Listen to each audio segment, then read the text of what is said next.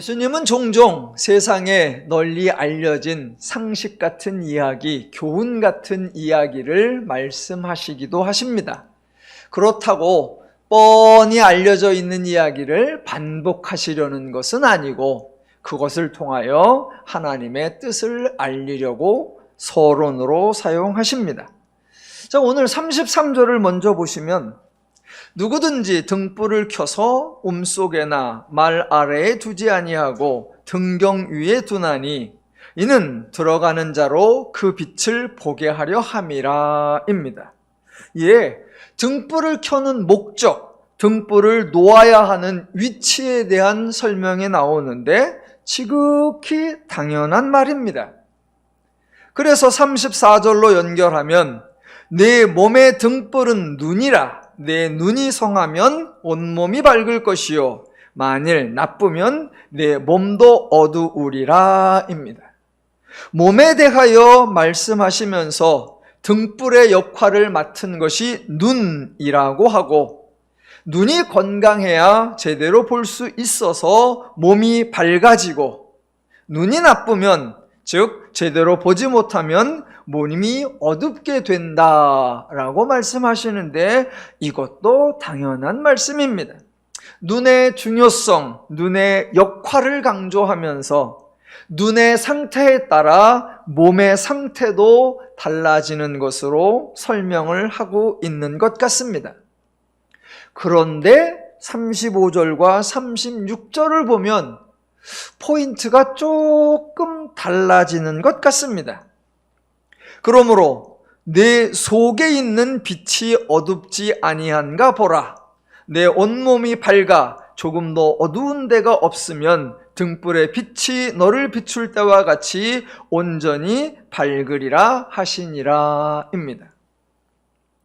34절에서 눈을 강조하신 것이었다면 35절에서 그러므로 내 눈이 건강한지 확인해 보라 이렇게 말씀을 해야 하실 것 같은데 눈에 대한 언급은 없고 도리어 내 속에 있는 빛이라고 나오고 36절에도 내 온몸이 밝아 라고 나옵니다. 몸의 건강을 좌우하는 눈의 역할에 대해서는 아무 말도 없고 몸의 상태만 언급하고 몸이 밝아서 어두운 데가 없으면 온전히 밝으리라 라고 말씀하십니다. 사실 이 말씀은 눈이 중요하냐 몸이 중요하냐 둘 중에 어느 것이 우선이냐 이것을 고르라는 것이 아니라 눈과 몸이 어떻게 상관관계가 있나 그것을 설명하시려는 겁니다. 저와 여러분도 이런 표현을 자주 사용합니다. 대체적으로 저와 여러분이 일주일에 한 번 정도 주일에 뵙습니다. 극소수의 인원만 한 번 더 뵙고 대부분은 일주일에 한 번 뵈어요. 한 번 뵐 때 반가우니까 인사들을 하지요. 인사할 땐 늘 뭐가 등장하느냐? 외모가 등장합니다. 그래서 딱 보자마자 아유 몸이 좀 빠진 것 같아. 운동하셨나? 건강해 보여? 이렇게 이야기도 하고 악수를 하고 나서는 손이 차네요. 간이 나쁜가? 쓸개가 나쁜가? 신장이 나쁜가? 이렇게 하기도 하고요. 눈이 퀭하네. 요새 야근했어? 그러다 쓰러져. 몸 챙겨. 이렇게 얘기도 합니다. 몸의 어떤 겉으로 드러나는 기관, 겉으로 드러나는 장치를 보면서 그 사람의 몸의 속 상태, 건강의 상태를 유추해내는 그런 표현을 씁니다. 어르신들은 제 나이 또래는 좀 그런 걸 쓰기도 하고 제 위로 올라가면 더 많이 쓰시죠. 모든 게 다 입술이 파랬다, 코가 빨개졌다, 기미가 꼈다 등간 다양한 신체 기관을 말하면서 건강을 맞춰내십니다. 심지어는 머리카락의 숫자가 늘었냐 줄었냐, 색깔이 변했냐 안 변했냐 다양한 말씀들을 하십니다.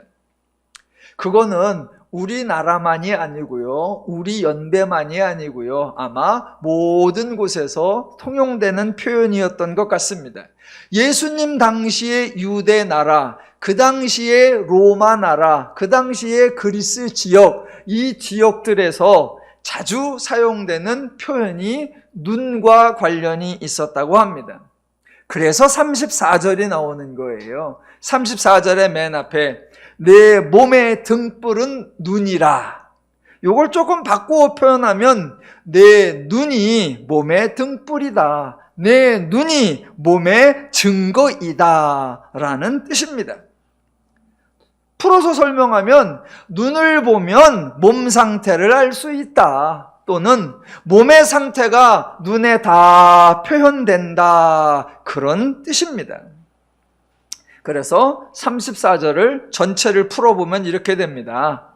눈이 몸의 상태를 보여주는 기관이기에 눈이 성하면 온몸이 건강하다는 것이고, 눈이 나쁘면 건강이 나쁘다는 것이다. 35절, 그러므로 내 속 몸의 건강이 나쁜 것은 아닌지 확인해봐라. 36절, 내 온몸이 건강하여 조금도 어두운 데가 없으면 내 눈이 초롱초롱하게 빛이 난다. 이런 의미가 됩니다. 지금 예수님은 눈이라는 신체의 특정 부위를 언급하셨지만 실제로는 눈을 강조하는 것이 아니라 몸 또는 몸속 또는 그 사람의 건강 전체를 강조하시는 것입니다. 오늘 설교를 준비하면서 제가 고민을 한 것은 과연 오늘 33절로 36절까지 몸과 눈의 이 관계를 표현하는 이 단락을 어디로 연결시키느냐 이거예요. 여러분은 별 고민이 안 되겠지만 설교자는 이런 고민을 합니다. 33절 앞에 보면 동그라미가 쳐져 있어요. 그 위로 올라가면 29절 앞에도 동그라미가 쳐져 있고요. 그 뒤로 가보면 37절 앞에도 동그라미가 쳐져 있습니다. 이 동그라미 표시는 원래부터 있었던 것은 아니고 성경을 연구하는 분들이 아마도 여기서 단락을 나누면 본문을 이해하는 데 도움이 될 것 같다라고 해서 첨부해 놓은 안내 장치입니다. 그러니까 이런 장치들이 어떨 때는 여기서 끝나는구나, 여기서 새로 시작되는구나, 이 단락을 이해하는 데 도움이 되기도 합니다. 그런데 종종 그 동그라미를 잘못 쳐놨어요. 이거는 여기까지 연결되어야 되는데, 이건 여기서부터 새로 시작되어야 되는데, 그게 좀 잘못 끊어서 흐름이 중단되기도 하고 의미가 바뀌어지기도 하는 그런 근거가 되기도 합니다. 저도 이 본문을 어디로 연결시켜야 될까 고민이었어요. 즉 33절로 36절을 그 앞에 나오는 이야기의 결론 부분으로 앞에 단락으로 끊어야 하는가, 아니면 33절부터 새로운 단락이 시작되어 37절로 이어지는 주요 단락에 서론처럼 붙여야 하는가 이거예요. 고민을 할 때에는 선배들의 자료들을 보면 되겠죠. 그래서 주석을 이렇게 찾아봤어요. 여러 권의 주석을 찾아보니까 33절로 36절을 대부분 앞에 단락으로 붙여요. 그래서 앞에 나온 이야기의 결론이다. 그리고 37절부터는 새로운 단락이 시작된다. 이렇게 분류들을 해 놓았어요. 그렇게 분류한 근거가 뭐냐? 설명을 해보면 이런 겁니다. 그 앞에 나오는 29절에 보면 사람들이 표적을 구했다라는 얘기가 나오고, 예수님은 요나의 표적밖에는 보내줄 것이 없다라는 게 나오죠. 그리고 이어서 눈에 관한 말씀이 나온다라는 겁니다. 즉 연결을 해보면 예수님은 표적을 보여주셨는데, 즉 빛을 보여주셨는데 사람들이 눈이 나빠서 보지 못했고 눈이 나빠서 분별하지 못했다라는 겁니다. 빛으로 오신 예수님은 잘못이 없었는데 사람들의 눈이 나빴고 보고도 깨닫지 못했으니 전적으로 눈의 책임, 즉 사람들의 책임이요. 그래서 이 세대가 악한 세대다라고 예수님이 선포하셨다는 겁니다. 그러니까 눈 이야기는 압달락으로 붙여서 압달락의 결론에 해당한다라는 겁니다. 이런 결론, 이렇게 단락을 나누는 거에 동의하십니까? 설득이 되십니까? 예, 저는 동의가 되지 않습니다. 그래서 동의를 할 수가 없습니다. 왜냐하면 예수님은 지금 저들에게 책임을 돌리고 저들을 악한 세대라고 책망하시는 것이 아니기 때문입니다. 예수님은 저들이 죄인이라는 것 알고 계셨고 저들이 제대로 볼 수 없다는 것도 알고 계셨고 보여주어도 직접 보고서도 믿지 않는다는 사실도 다 알고 계셨습니다. 그런 죄인들을 구원하러 오신 구원자이십니다. 그런데 이 제사, 나는 보여줬다, 나는 다 드러냈다, 근데 못 본 건 너희 책임이야, 깨닫지 못한 거는 너희 잘못이야, 그러니까 너희는 악한 세대야, 이런 결론을 내실 리가 없습니다. 너희들 표적을 구하는 거 죄인으로서 당연하다, 너희들 내가 허다한 표적을 보여주어도 깨닫지 못하는 거 죄인으로서 당연하다, 그래서 내가 왔고 그래서 내가 너희를 구원할 거다, 이렇게 선포해야지요. 너희들 잘못이고 표적을 구하는 너희는 괘씸한 놈들, 악한 세대야, 이렇게 끝나면 예수님의 사역과 맞지가 않습니다.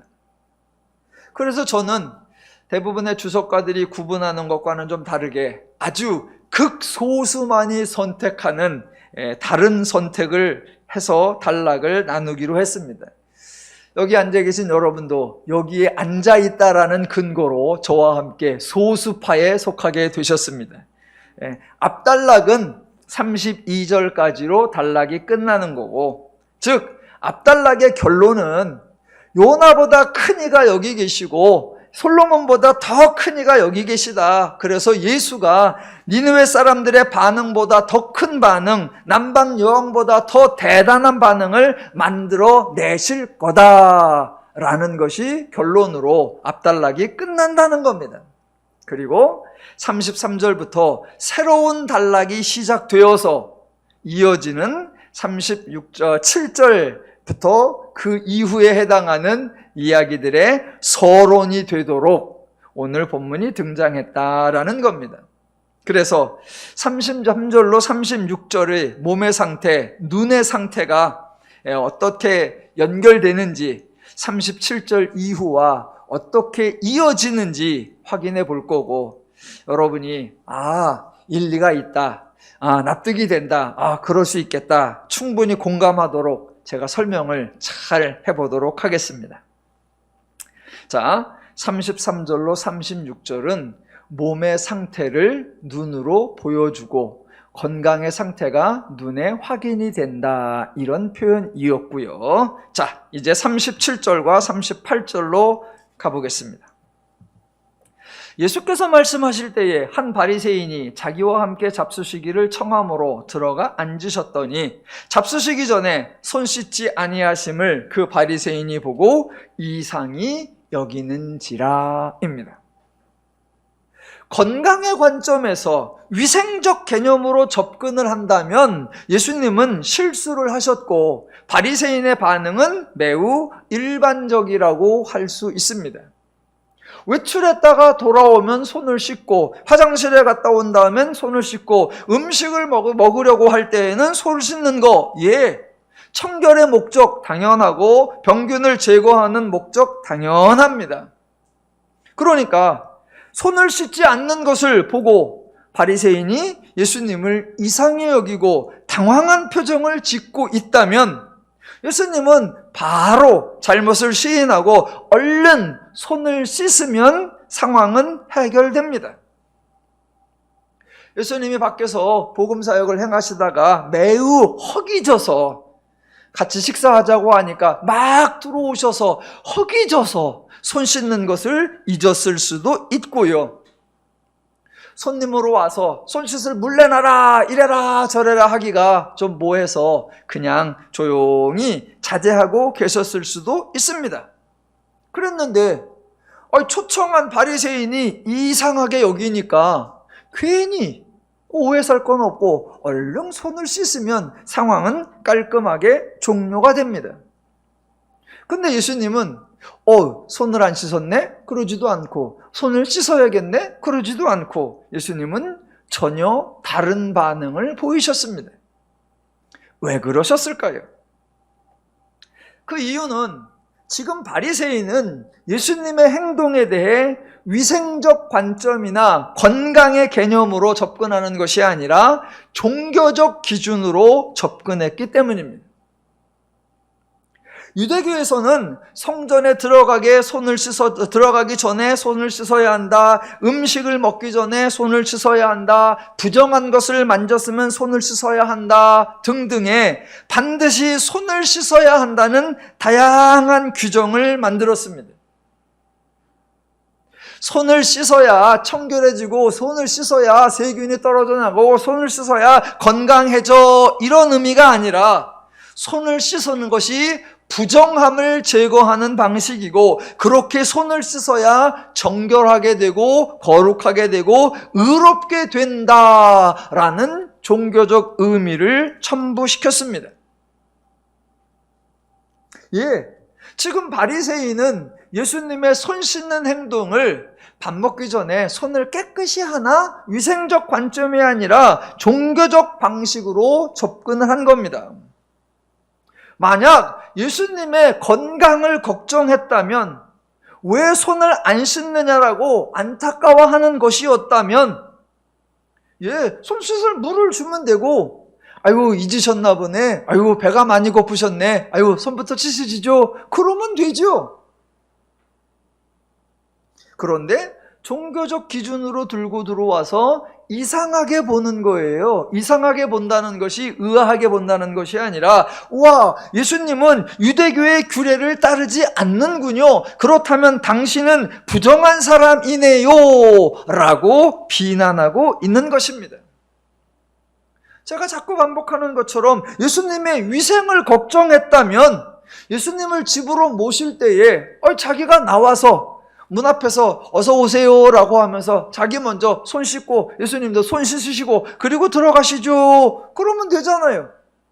그럼 예수님이 손 씻는 걸 잊을 수도 없고 손을 안 씻을 수도 없죠. 그렇게 손 씻자고 하는데 냅둬, 나는 그냥 먹을래, 예수님이 굳이 그러실 분이 아니시잖아요.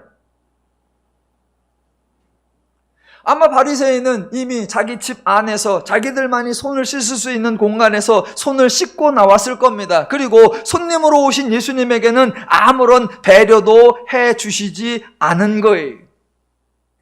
예수님이 작정하고 나는 손을 안 씻을 거야, 그래서 유대교의 규례를 일부러 어길 거야, 막무가내로 덤벼들지는 않았을 겁니다. 예수님의 입장에서는 손 씻을 만한 배려를 받지 못하였기에 모욕을 참으시면서 초청받은 자로 바리새인의 집에 들어오시는 겁니다. 지금 이것이 바리새인의 함정입니다.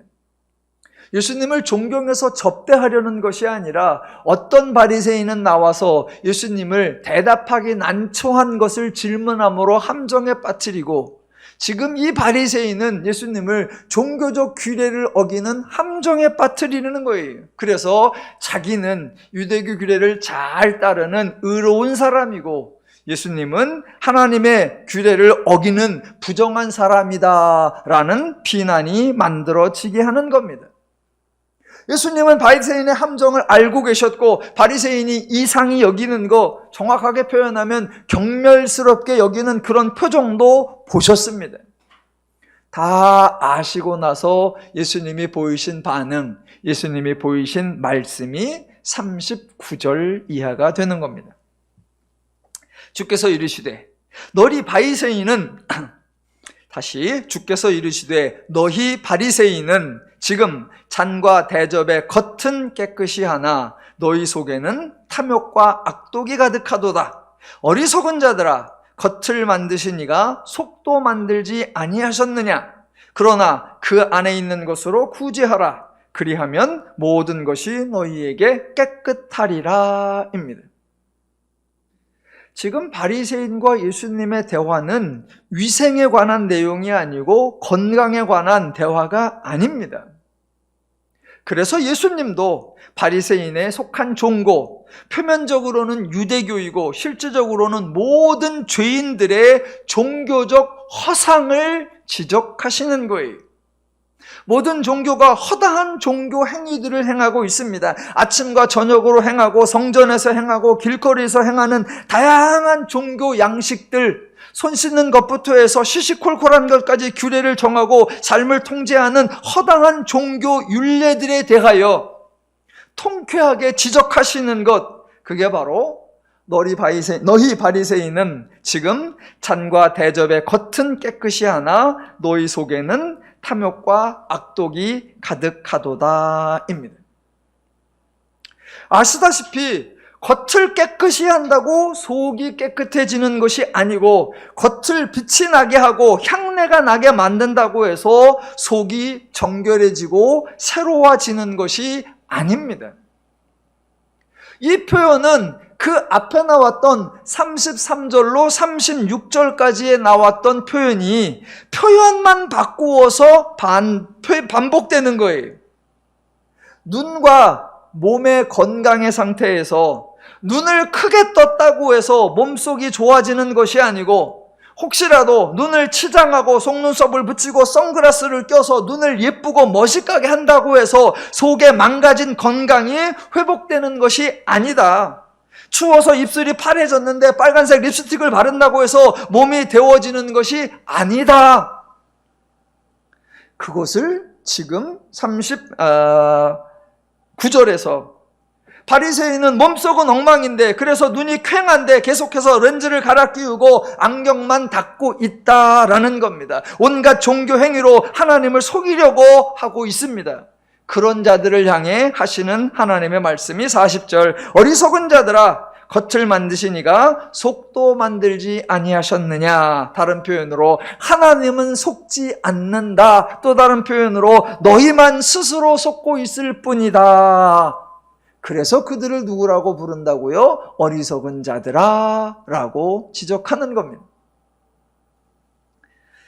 그리고 41절인데 사람들은 41절을 보고 이 이야기의 결론인 줄로 착각합니다. 예수님이 이렇게 대화를 좀 하시다가 마지막에 좀 덕담 같은 얘기, 좀 권면하는 얘기, 좀 교훈 같은 얘기, 듣기에 좋은 얘기를 하시면 다 그게 결론인 줄로 알아요.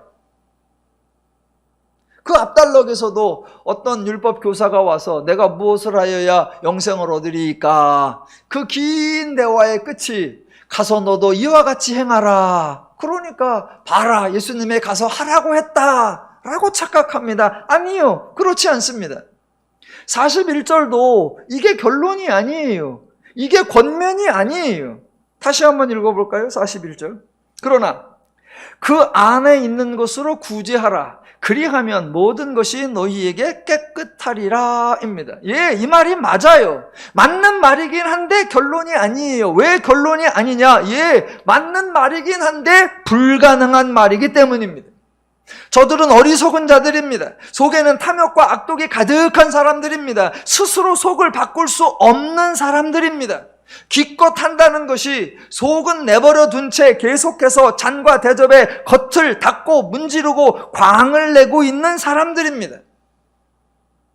그 사람들에게 안에 있는 것으로 구제하라. 그리하면 너희 모든 것이 깨끗하리라 라고 말하면, 아, 그렇군요. 아유, 제가 중요한 걸 잊고 있었네요. 지금 바로 하겠습니다. 할 수 있는 게 아니에요. 맞는 말이지만 할 수 있는 말이 아니기 때문에 이건 권면이 아니에요. 몹시 병들어 아파하는 사람에게 아프지 마세요. 맞는 말이에요. 그러나 됩니까? 기력이 없어서 앉지도 못하는 사람에게 힘내세요. 힘이 납니까? 예, 맞는 말이지만 그들이 할 수 없는 일이기에 결론이 아니고 권면이 아닙니다. 만약 그것이 가능했다면 예수님이 오시지도 않았고 굳이 십자가와 부활 사역을 하실 이유도 없습니다. 예수님이 41절과 같은 권면을 하실 것이라면 42절부터 이어지는 6번에 걸친 화 있을진저 이거와도 앞뒤가 전혀 맞지 않는 내용이 되어버립니다.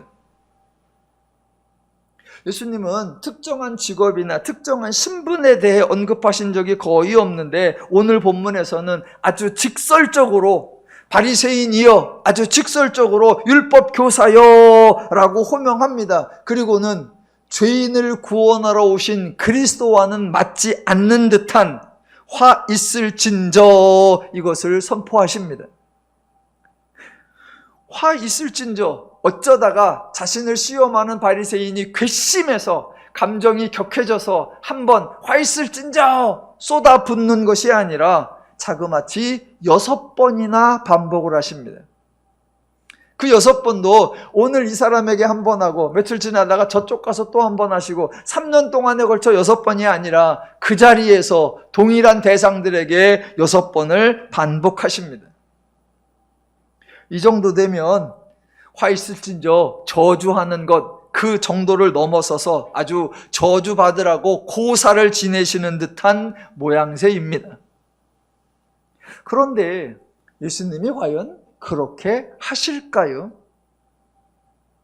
예수님은 죄인들에게 저주를 퍼부으러 오신 분이 아니라 죄인을 구원하러 오신 분입니다. 그러니까 왜 이런 표현이 등장했을까? 이런 표현은 무슨 의미일까? 저와 여러분이 상고해 보아야 합니다. 자, 42절 볼게요. 화 있을진저 너희 바리새인이여, 너희가 박하와 운양과 모든 채소의 11조는 들이되 공의와 하나님께 대한 사랑은 버리는도다. 그러나 이것도 행하고 저것도 버리지 말아야 할지니라 입니다.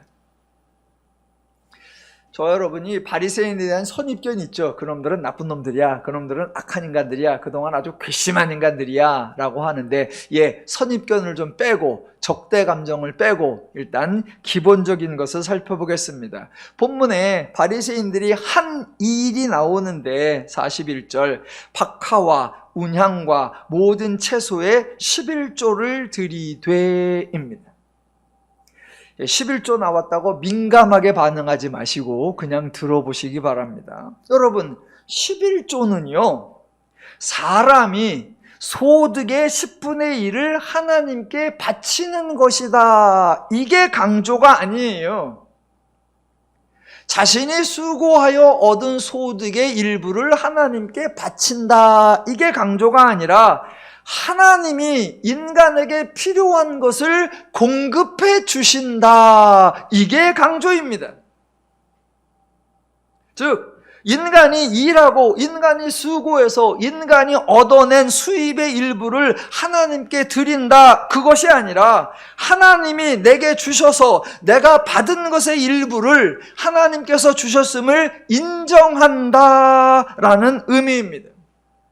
그래서 11조의 강조점은 인간이 바친다가 아니라 하나님이 주셨다 이거예요.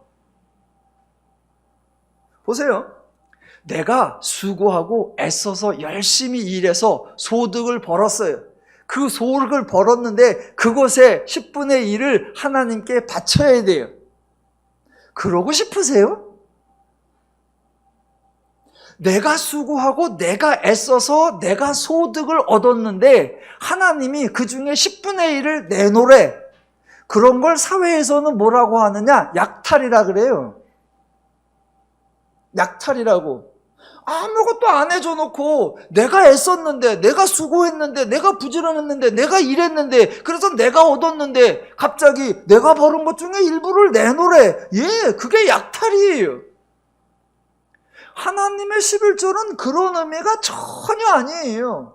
정반대예요. 내가 너에게 풍성한 소산을 주거든, 내가 너에게 필요한 것을 공급하거든, 네가 그것을 수확하여 하나님이 주신 것을 인간이 받아서, 그래서 네 창고가 가득하고 네가 풍성하게 쓸 것이 있을 때에 이거 하나님이 주셨지라는 것이 깨달아지거든 네가 받은 것을 하나님께 내어놓음으로 받았다는 것을 고백하라.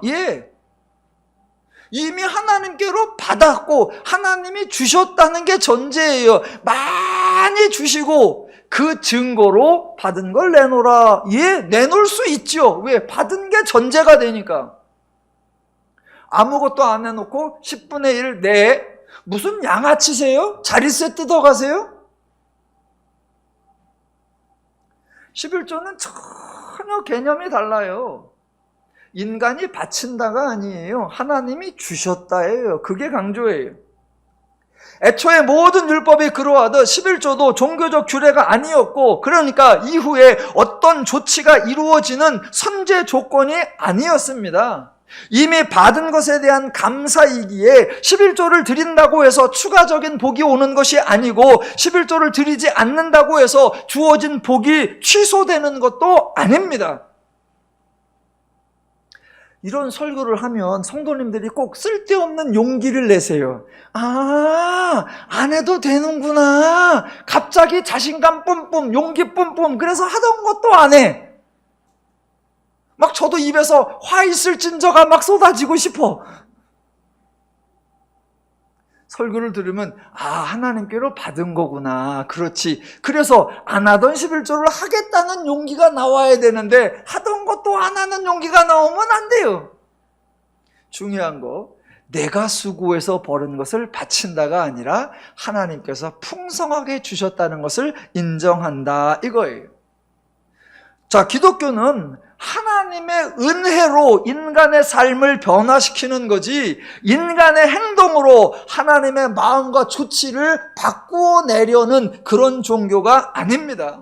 그런데 죄인들은, 그런데 세상의 허다한 종교들은, 그런데 유대교는 핵심을 어디에 두었느냐? 인간의 행동에 두었습니다. 그래서 인간의 행동에 따라, 인간의 수고에 따라, 인간의 헌신에 따라, 인간의 충성에 따라 신의 마음을 바꿀 수 있고, 신의 태도를 바꿀 수 있고, 신의 의지를 바꿀 수 있다고 방법론을 만들어냅니다.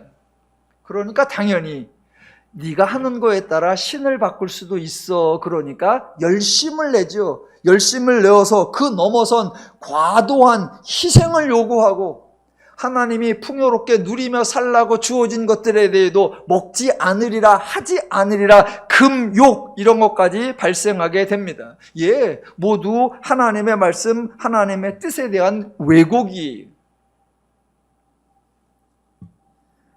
원래 구약에는 11조와 관련해서 소득의 11조를 드리라라고만 되어 있을 뿐 구체적으로 어디까지, 무엇까지, 얼만큼 지정된 것이 없습니다. 여러분도 고민 많이 하셨을 것 같으니까, 예전에 저희 어머니 아버님이 목회하실 때 하루는 두 분이 대판 싸우세요.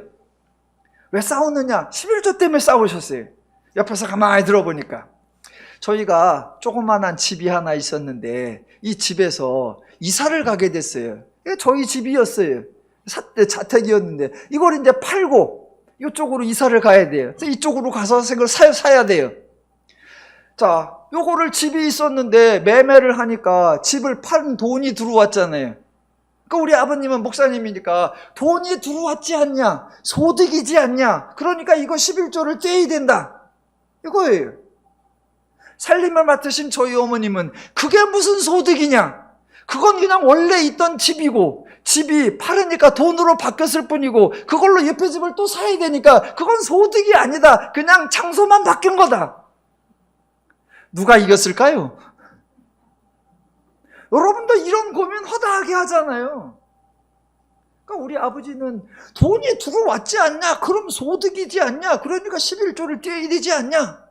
아니, 이 집 팔아서 이 집으로 가야 되는 거 장소 이동이고 그게 잠깐 금전으로 바뀐 거지, 그게 무슨 소득이냐? 그거 다 내고 이 집 살 돈이 없으면 그럼 어떡하냐? 돈 모자라면 하나님이 주냐?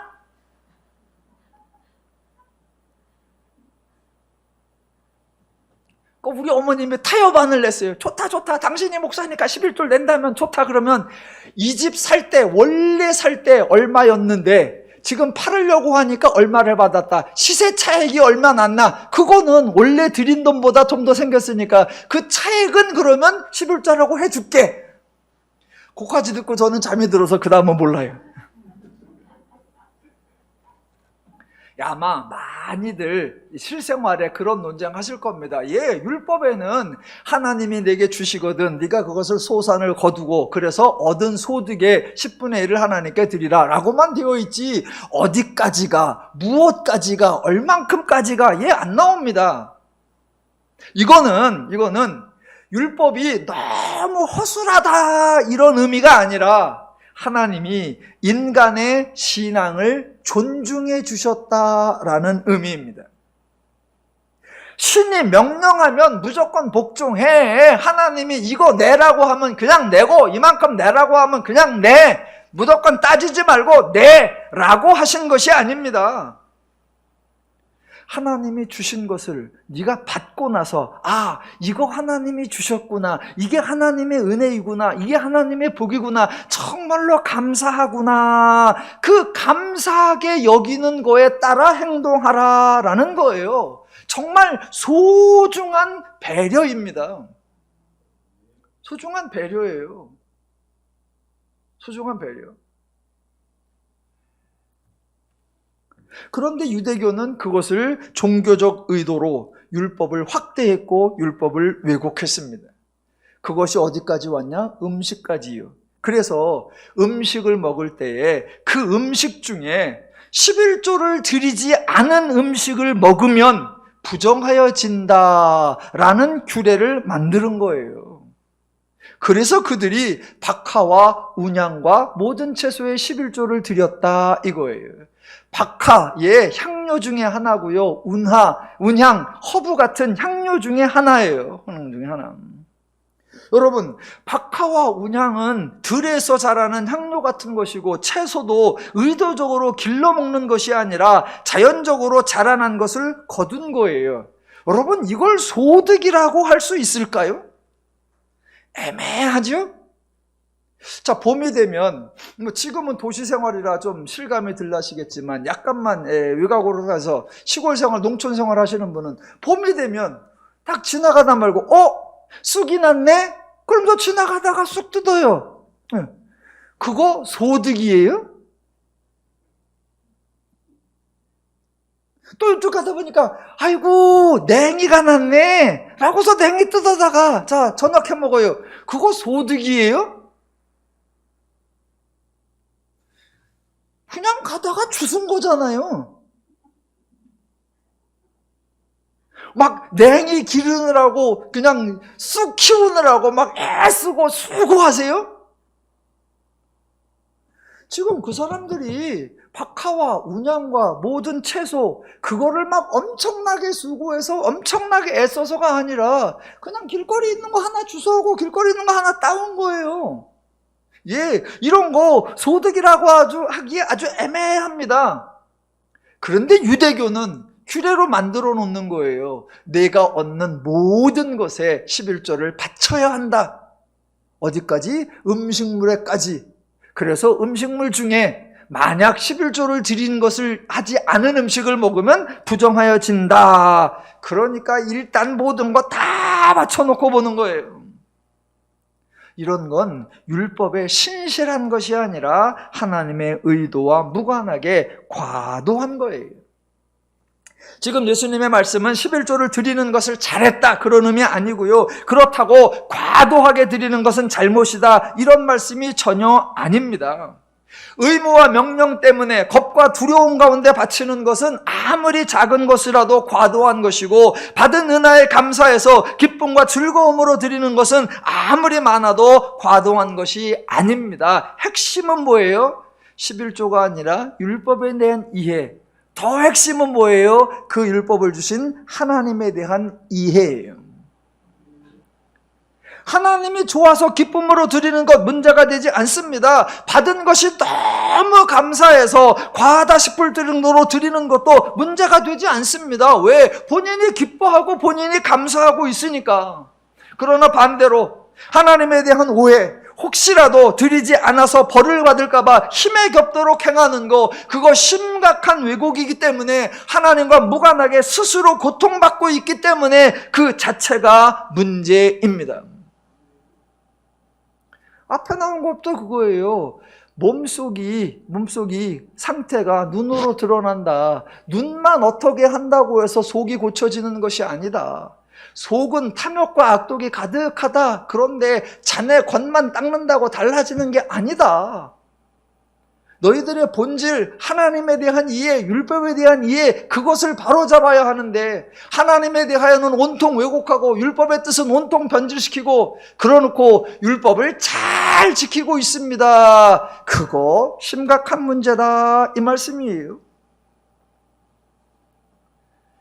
한편으로만 생각해보면 이 바리새인들 어쩌면 대단한 사람이에요. 왜? 율법을 지키려고 애를 쓴 사람이에요. 하나님 말씀에 순종하려고 정말 노력한 사람이에요.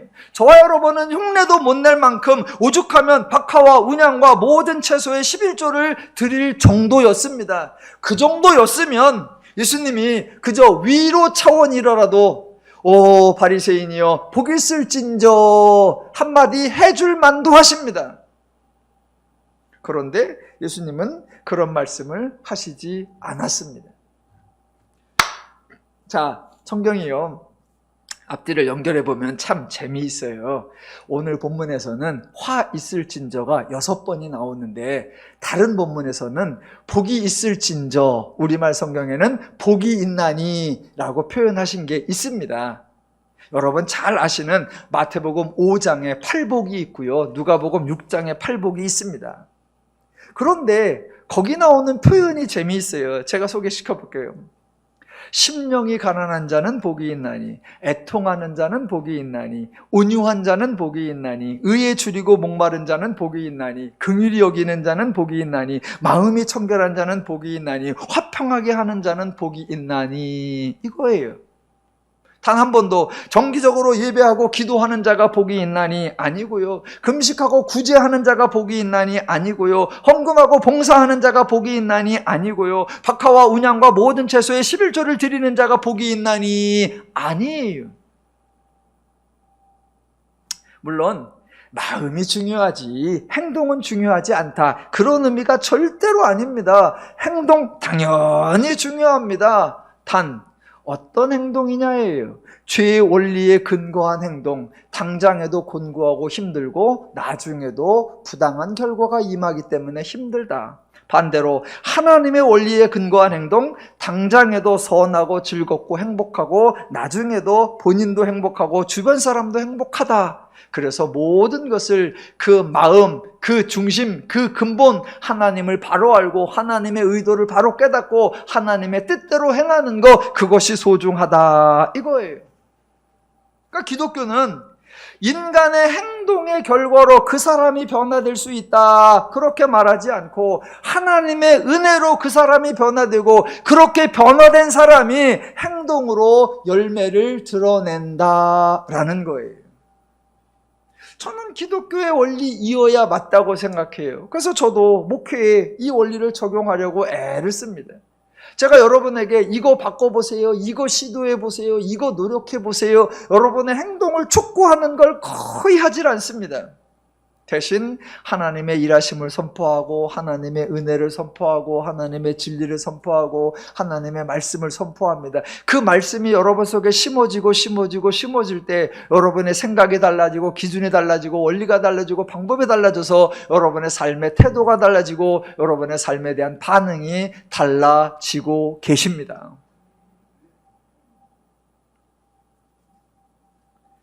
율법을 열심으로 지키고 있던 바리새인의 입장에서 예수님의 말씀은 매우 서운하고 섭섭하고 화가 났을 겁니다. 자신들의 정성, 열심, 수고, 종교적 헌신과 희생이 전혀 인정을 받지 못하고 있었기 때문입니다. 심지어 42절 끝에 나오는 거, 공의와 하나님께 대한 사랑은 버리는도다. 이 말씀에 몹시 당황했을 겁니다. 왜냐하면 바리새인들은 자신들이 율법을 지키고 11조를 열심히 바치는 것이 공의를 지키고 하나님을 사랑하고 섬기는 것이라고 생각하고 있었기 때문입니다. 그러니까요, 지금 저들의 행동이 문제가 아니라 저들의 생각이 잘못되어 있고 저들의 종교적 개념이 왜곡되어 있다는 거, 그게 문제예요. 바리새인들은 자신들의 종교적 행동이 하나님을 사랑하는 것이라고 생각하고 있는데, 예수님은 그건 단지 종교적 행동일 뿐 하나님의 공의와 하나님에 대한 사랑은 버렸다라고 판결을 하고 계신단 말입니다. 예수님은 둘 중에 하나를 하라, 둘 중에 하나를 고르라, 그거 아니에요. 그래서 42절 끝에 그러나 이것도 행하고 저것도 버리지 말아야 할지니라. 둘 중에 하나가 아니라 생각과 말씀이 일치되어야 하는데, 네 생각과 네 행동이 일치되는 것이 아니라 하나님의 생각과 너의 행동이 일치되어야 한다라는 거예요. 이 42절 때문에 여러분 많은 논쟁이 있습니다. 혹시 들어보셨을 거예요. 구원을 받는데 어떻게 해야 구원을 받느냐? 한쪽에서는 이렇게 말해요. 율법을 잘 지켜야 되고 하나님 앞에 선한 행동을 쌓아야 하고 11조도 잘 내어야 한다. 그래야 구원을 받는다. 그럼 또 한쪽에서는 그럽니다. 율법은 구원받는 자격으로 주는 적이 없다. 11조가 구원받는 조건이 아니다. 그래요. 어느 쪽이세요? 한쪽에서는 그거 잘 해야 된다. 11조도 꼬박꼬박 잘 내야 되고 주일 성수도 잘 해야 된다. 그럼 한쪽에서는 아니다. 하나님은 그걸 규례로 준 적이 없다. 그럴 때마다 나오는 구절이 42절 맨 끝에 예수님께서는 이것도 행하고 저것도 행해야 된다라고 말씀하셨습니다. 라고 해요. 그러면서 저에게 목사님은 어떻게 생각하세요? 라고 물어요. 그런 질문에 저를 끌어들이지 마세요. 그런 질문을 하는 사람들은 모두 다 한 가지 착각을 하고 있는 게 있어요. 뭐냐? 예수님은 지금 구원받는 방법, 복받는 방법, 은혜 받는 방법에 대해 언급하고 계신 것이 아니다라는 사실입니다. 기독교에는 구원받는 방법, 은혜 받는 수단 없습니다. 그건 일방적으로 오직 하나, 하나님이 죄인을 불쌍히 여기사 은혜로 구원하신다. 그거 하나뿐이에요. 예수님 말씀대로 이것도 행하고 저것도 버리시면 안 됩니다. 하나님의 은혜를 받았고 복을 받았고 구원을 받아서 감사하면 하나님을 사랑하시고 하나님이 좋아하시는 공의를 행하시면 됩니다. 또 내가 받은 것이 너무 중요해서 하나님께 드리고 싶고 주변에게 나누고 싶으면 드리면 되고 나누어 주시면 됩니다. 둘 중에 하나를 행한다고 저주가 임하는 것이 아니고 둘 다를 행한다고 복이 임하는 것이 아닙니다. 기독교는 하나님이 은혜를 주시는 종교이지 인간이 공덕으로 복을 받아내는 종교가 아닙니다. 반대 표현도 똑같이 적용돼요. 기독교는 죄를 짓는 사람이 죄의 결과를 당하는 종교이지 인간의 행동에 대해 하나님이 징계나 형벌을 내리시는 종교가 아닙니다. 그런데 예수님은 화 있을진저 선언하셨어요. 이게 뭘까? 자, 바리새인의 행한 일들 하나만 더 소개하고 마치겠습니다. 43절 보겠습니다. 제가 읽어볼 테니까 들은 다음에 여러분의 반응을 눈으로 또는 몸으로 한번 표현을 해보십시오. 또는 목소리로. 그냥 자연스럽게 아무 반응이 안 나오면 그냥 가만히 계셔도 됩니다. 43절. 화 있을진저 너희 바리새인이여 너희가 회당의 높은 자리와 시장에서 문안받는 것을 기뻐하는도다. 역시 아무 반응이 없네요. 여러분 이거 좀 놀래야 되지 않습니까? 당황되지 않습니까? 43절 다시 한번 읽어볼게요. 화 있을진저 너희 바리새인이여 너희가 회당의 높은 자리와 시장에서 문안받는 것을 기뻐하는도다. 아니 회당의 높은 자리에 앉는 거, 시장에서 문안받는 것을 기뻐하는 거, 그게 화 있을진저에 해당할 정도로 못된 짓입니까? 여러분, 바리새인은 악당이 아니에요. 평상시에 못된 짓만 하던 사람들이 아닙니다. 백성의 소유를 약탈하거나 백성들의 삶을 강압적으로 통제하던 사람들이 아니에요. 물론 유대교가 복잡한 종교 규례를 만들었고 엄격하게 지켜야 한다라고 강조했습니다. 그런 규례를 만들고 그런 규례를 가장 엄격하게 지킨 사람이 누구냐? 예, 바리새인이에요. 자기들은 말만 하고 자기들은 법으로만 정해놓고 자기들은 지키지도 않으면서 백성들은 일일이 감시하고 백성들은 그거 했다 안 했다 정죄하고 백성들의 삶만 까칠하게 굴었다. 아니요. 정반대예요. 바리새인들 종교적 규례가 만들어져 있는 거 그거 지키려고 애썼고요. 그거 지키느라고 수고했고요. 그거 지키느라고 아침 점심 저녁 기도했고요. 그거 지키느라고 일주일에 2번씩 금식했고요. 그거 지키느라고 길거리에 모퉁이에 나가서 기도했고요. 예, 애썼어요. 정작 백성들은 한두 번 하다가 아유 이거 다 지키고 어떻게 살아. 이런 시간도 없고요. 이런 열심도 없고요. 이건 못해요. 그리고 나자빠졌어요. 백성들은 그렇게 나자빠졌는데 이거 지켜야 돼. 이거 따라야 돼. 이거 우리가 복종해야 돼. 그렇게 애쓴 사람이 누구냐? 예, 바리새인들이에요. 그래서 바리새인들은요, 백성들에게 비난을 받은 것이 아니라 존경을 받았어요. 존경을 받았습니다. 그렇게 존경을 받으니까 직분이 있어서 회당에 가면 저절로 사람들이 바리새인님 오셨네요. 이쪽으로 앉으세요. 이쪽으로 앉으세요. 그래서 높은 자리에 앉게 돼 있었고 시장에 가면 사람들이 와 저렇게 거룩하고 저렇게 의로우신 분이 지나가는구나. 와 저번을 만져보기라도 하면 공덕이 나한테 조금이라도 넘어왔으면 좋겠다라고 해서 문안 인사하고 주변에 어울려 다녔어요. 예, 그거 당연합니다. 어디 갈 때마다 내 자리 만들어놨어 안 만들어놨어, 좋은 의자 만들어놨어 안 만들어놨어, 그래서 안 만들어서 엎어버리고 그러시지 않고요. 가는 곳마다 인사 안 하는 것들은 목을 꺾어라, 그런 적이 없습니다. 바리새인들은 그런 부류가 아니었어요. 바리새인들은 말과 행동이 같았습니다. 그들 스스로도 거룩하고 정결하다고 자부했고 동시에 사람들도 저 사람들 대단하다, 그래서 만약 바리새인이 구원을 받지 못한다면 구원받을 사람이 없다라고 할 정도였어요. 차타공인. 당연히 어디를 가나 높은 자리가 제공되었고 누구를 만나도 문안 인사를 받았습니다. 이게 잘못이에요? 그게 화 있을 진저에 해당돼요? 그러면 우리 목사님들 화가 풍성하시겠는데? 지금 예수님은 본인이 이런 대접을 못 받아서 지금 시기나고 질투나신 걸까요? 왜 화 있을진저를 말씀하셨을까? 예, 여러분 평상시에 화 있을진저 사용하세요? 안 하세요? 예, 일부에도 물어봤더니 어느 집사님이 과감하고 담대하게 고개를 막 후졌더라고요. 예, 감히 우리 같은 성도들이 어떻게 남을 향하여 화 있을진저를 할까?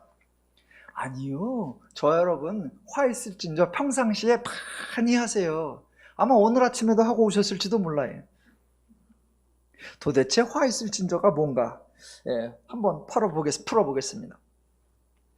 지금 예수님은 바리새인이나 율법교사들을 저주하는 것이 아니고요. 예, 저들에게 형벌이나 징계를 내리는 거 절대로 아닙니다. 자, 평상시 예수님이 바리새인들을 보면서 그들을 부르는 특별한 호칭, 예수님이 자주 사용하는 호칭이 있었어요. 그게 뭐냐? 외식하는 자여 였습니다. 외식하는 자. 외식, 제가 자주 말씀드립니다. 세상에서 쓰는 용어와 기독교에서 쓰는 용어, 세상에서 쓰는 개념과 기독교에서 쓰는 개념, 이걸 잘 분별해야 된다.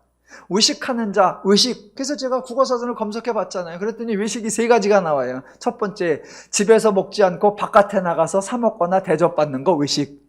두 번째, 겉을 치장하거나 꾸미는 거 외식. 세 번째, 외국의 것을 본따서 만드는 거 외식. 네, 그거 외식. 국어사전은 그렇게 나와요. 그거하고 예수님이 말씀하시는 외식하고는 아무 상관이 없습니다. 전혀 달라요. 그런데 사람들은 예수님이 바리새인을 보고 외식이라고 하니까 겉을 꾸미는 거, 그래서 겉과 속이 다른 거, 말과 행동이 다른 거, 이렇게 생각을 합니다. 그래서 바리새인들은 겉과 속이 다른 사람이고 거리새인은 말과 행동이 다른 사람이다 라고 한단 말입니다. 전혀 그렇지 않습니다. 바리새인은 그런 사람들이 아니었어요. 그들은 자신들의 종교 규들을 말하고 가르쳤고 말하고 가르친 대로 친히 실천하고 준수한 사람이었습니다. 속 다르고 겉 다르다는 의미에 의식하는 자가 절대로 아니었습니다. 그래서 그것을 비난하면서 야, 이 외식하는 놈들아, 너희 같은 놈들에는 저주가 있어야 돼, 그런 의미가 아니에요. 외식, 예수님이 말씀하신 외식은 형식은 있는데 행동은 있는데 이 행동이 결과가 나타나지 않는 거, 이걸 외식이라 그래요. 수고는 했는데 열매가 맺어지지 않는 거, 일을 했는데 아무것도 성취되지 않는 거, 이게 외식이에요. 자, 어떤 목적을 가지고 이런 걸 만들어내야지, 이런 결과, 이런 열매, 이런 꽃에 도달해야지, 그런 목적을 가지고 수고해요, 애써요, 헌신해요, 열심내요, 부지런해요, 충성해요, 뭔가 행동을 하고 있단 말입니다. 그럼 이 행동이 일정 기간이 지났을 때 그에 합당한 열매가 맺어져야 되는데 수고와 행동은 많이 했는데 드러나지 않아, 열매가 맺어지지 않아, 결론이 성취되지 않아. 그것을 뭐라고 하느냐? 외식이라고 합니다. 우리는 외식이라는 표현을 안 써요. 대신 이런 말을 써요. 여러분 자주 써요. 그렇게 애를 썼는데 나중에 꽝 됩니다. 뭐라고 한다? 헛수고했네 그래요. 그렇게 노력했는데 나중에 아무것도 없어요. 아유, 헛심 썼네 라고 합니다.